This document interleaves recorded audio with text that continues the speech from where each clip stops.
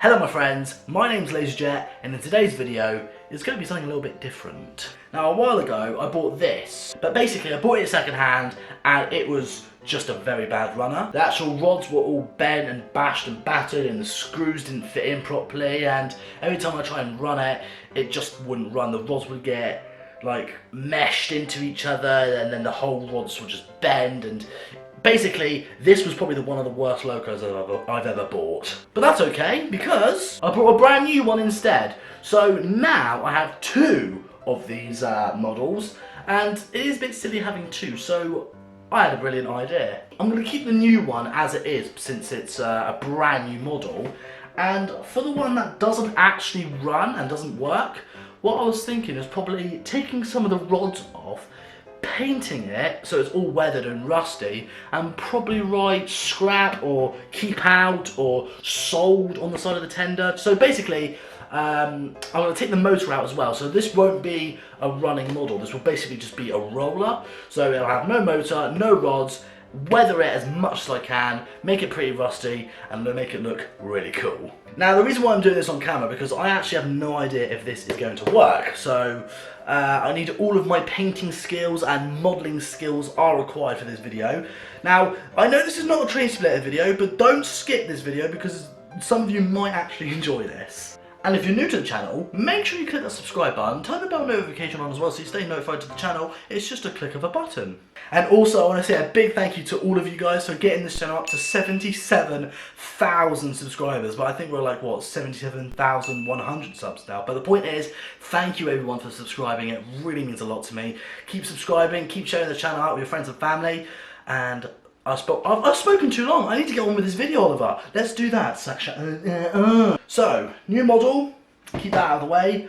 Old model, take apart, take the motor out, put it all back together again, repaint it, and make it look all weathered and probably like something that's ready for scrap, really. Let's do that.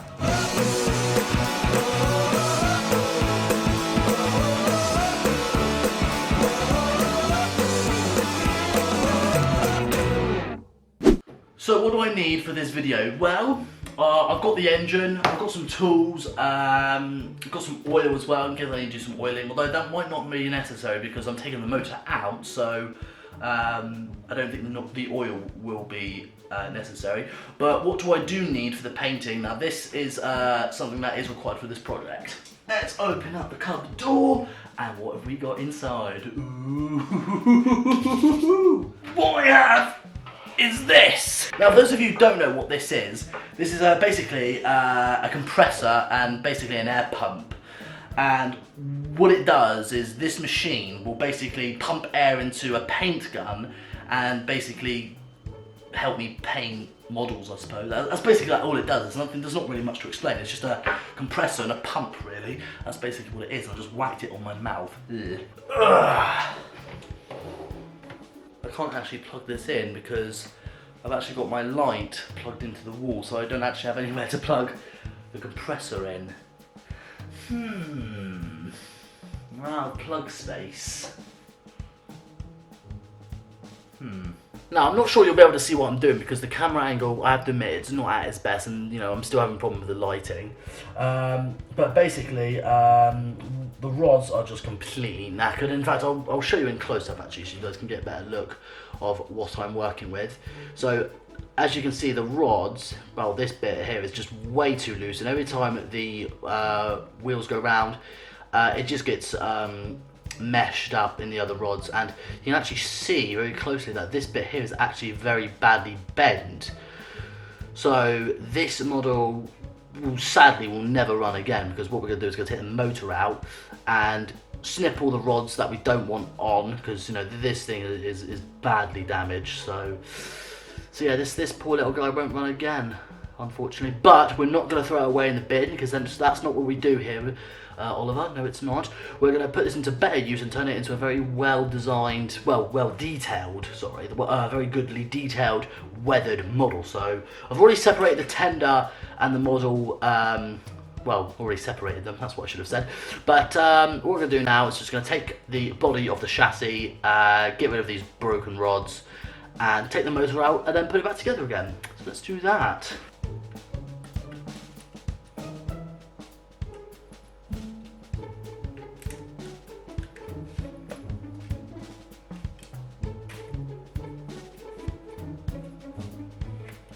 it appears there seems to be a screw stuck. This one's very tight. Desperate times calls for desperate measures. Let's see if this works. Gonna have to be very careful when getting the screw out. Kind of using this as like a lever in a way. See if that works. Oh yeah! Captain Oliver saves the day, always solving problems.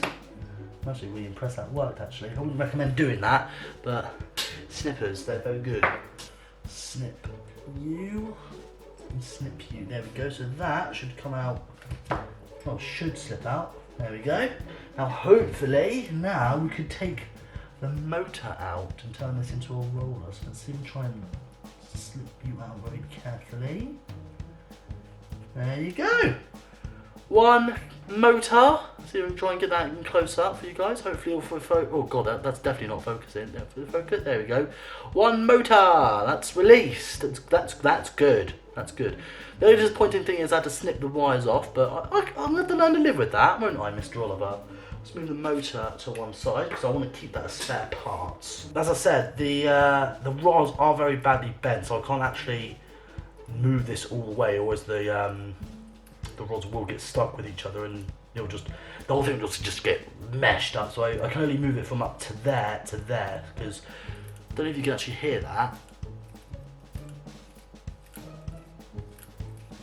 That's the sound of the rods actually hitting each other and causing it to bend, and obviously that's not what we want. If we look on this side as well, it's actually just as bad on this side. You can actually see that.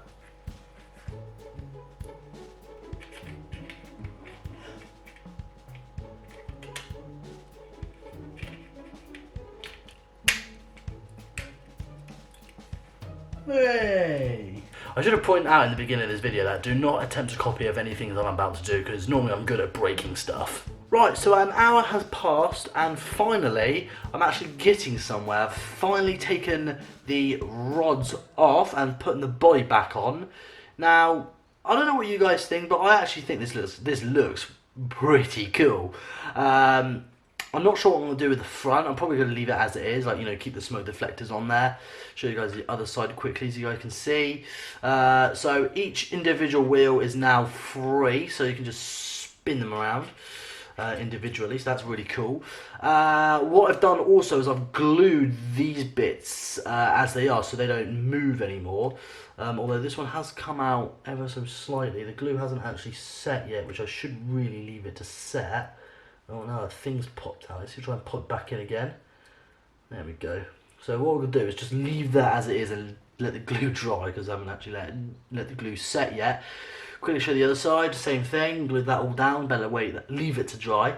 So now, we'll just put that to one side and do the tender. Now the tender is going to be very simple, because there's no motor inside the tender or anything, so we can just leave it as the cover as it is. But what we do need to do is take out the cowl, which will probably be the hardest thing of this entire project. So what I have to do is get this very thin screwdriver, just poke it in, pop the cowl out, like so. And that's it. So what I'm going to basically do is unplug the microwave, to make sure if the microwave is unplugged and not the freezer.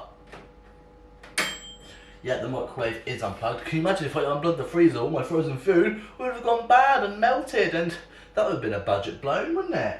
No, right, what we want to do is we want to plug in the compressor. There we go. And then the airbrush gun, which is this thing. Well, it's not really a gun, but I like to call it an airbrush paint gun. But it basically is a paint gun, really.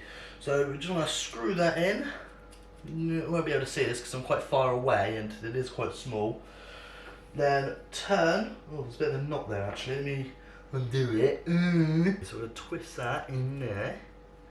Like so. I don't think we'll need the secondary lighting today, so we'll move this out of the way because the sunlight's actually quite good, because it is actually a really beautiful sunny day today, which is quite rare here in England because We get horrible English weather, don't we? Right, let's turn the compressor pump thingy on, see what happens. There you go. I'll quickly give it a quick test. Yeah, air's coming out of that nicely. I'll point it to the camera so you guys can actually get an idea.